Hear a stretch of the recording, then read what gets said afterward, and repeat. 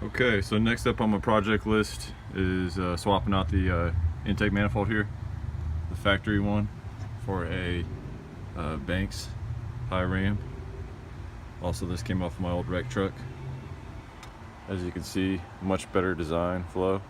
I'll do a better comparison once I get the factory one off of there. First things first, just gotta get out of the way.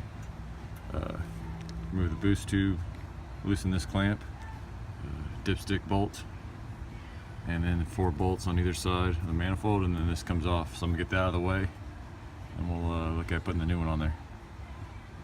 Okay, so here's a quick comparison of the factory versus the Banks. You can just see how much wider the design is for the flow.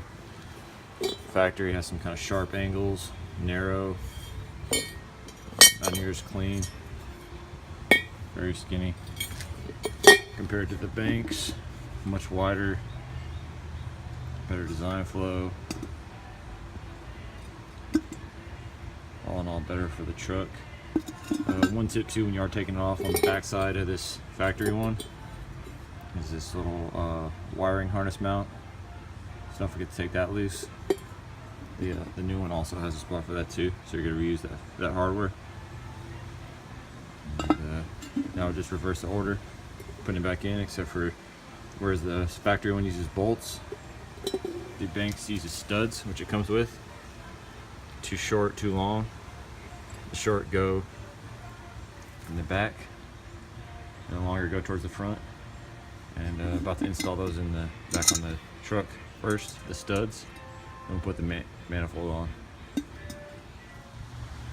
Alright, so here we have the studs installed, getting ready for the Banks manifold to be put on. Put some rags in the boost tube and right here to block, just in case anything crazy falling in there. So the 2 longer studs go on the outside, the 2 shorter on the inside. I did put anti-seize on them just to make them going in a little easier, and easier if they ever have to come back out.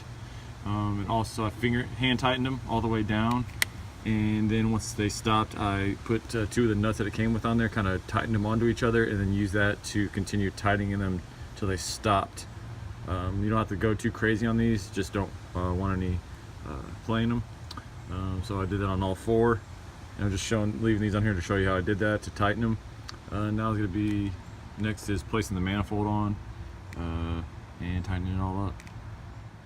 Okay, so here's the finished product. Just finished tightening everything up. Make sure my boost clamp is really good. Dipstick. All the bolts are tightened. I did it in a crisscross pattern to make sure it's even and flush. I did put a little bit of sealant on these 2 front bolts, just because they do pass through the manifold, and just want to make sure I got a really good seal on those. Other than that, it's all ready to go. Looks much better than the factory one, that's for sure. In the future, I'm going to be putting in a boost gauge, so I'm going to have to tap this and run my line, so that might be another video. And here it is. So the last thing to do is just drive it. All good.